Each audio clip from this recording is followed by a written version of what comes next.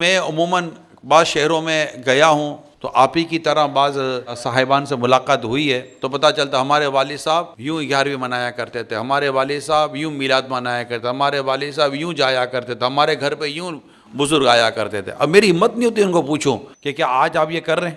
آپ اپنے والد صاحب کے بزنس کو تو لے کر چلے۔ آپ کے والد صاحب کی دکان تھی تو آپ نے ایک کی 2 دکانیں کر لی اور 2 دکانوں کی فیکٹری الگ کر لی ہے اور پھر اس کا اوورسیز آؤٹ لیٹ الگ کھول لیا۔ آپ اپنے والد صاحب کی تجارت کو تو لے کر چلے، آپ اپنے دادا کی تجارت کو تو لے کر چلے، لیکن کیا اپنے دادا، والد یا پردادا کی یہ جو لیگیسی تھی، یہ جو طور طریقہ تھا، یہ جو انداز تھا، کیا اس کو لے کر چلے؟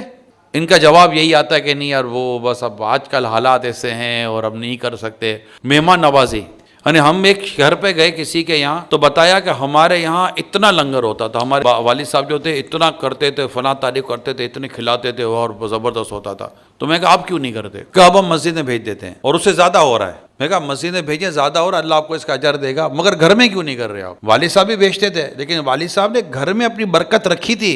یہ برکت ہے جہاں اجتماعی طور پر لوگ کھاتے ہیں نا، اس میں امیر غریب کی کوئی قید نہیں ہے، یہ میں آپ کو صحیح بتا رہا ہوں۔ کھانا کھلانا یہ خود ثواب والا کام ہے۔ حدیث پاک میں آتا ہے کھانا کھلاؤ، سلام کو عام کرو اور نماز پڑھو جب لوگ سو رہے ہوں، سلامتی کے ساتھ جنت میں داخل ہو جاؤ۔ جنت میں داخل ہو رہے سلامتی ہے، مگر جب نبی پاک یہ فرمائے کہ سلامتی کے ساتھ جنت میں داخل ہو جاؤ گے تو وہ سلامتی کا لیول کیا ہوگا؟ اب کھانا کھلانا اتنی عظیم عبادت ہے، یہ کھلانے کی جو عادت ہمارے گھروں میں ہمارے والد وغیرہ میں ہوتی تھی یا ہمارے بزرگوں میں ہوتی تھی، اچھے عنوان پر، اچھے موقع پر، مثال کے طور پر ہر ماہ 11ویں ہے تو ہم نے کچھ کر لیا، یا اس طرح کے اور ایونٹس آتے ہیں، بزرگوں کے ہمارے دن آتے ہیں، ہمارے والد صاحب کے دن آتے ہیں جن کے والد صاحب دنیا میں نہیں ہیں، امی نہیں ہوتی، امی انتقال کر جاتی ہیں، تو اب ایسے موقع پر ان کے ایصال ثواب کے لیے گھر میں ہم نے کھانا کھلا دیا۔ یہ مجھے لگتا ہے کہ ہماری پچھلی جو جنریشن جو ہماری گئی ہے، ان کا یہ انداز رہا ہوگا۔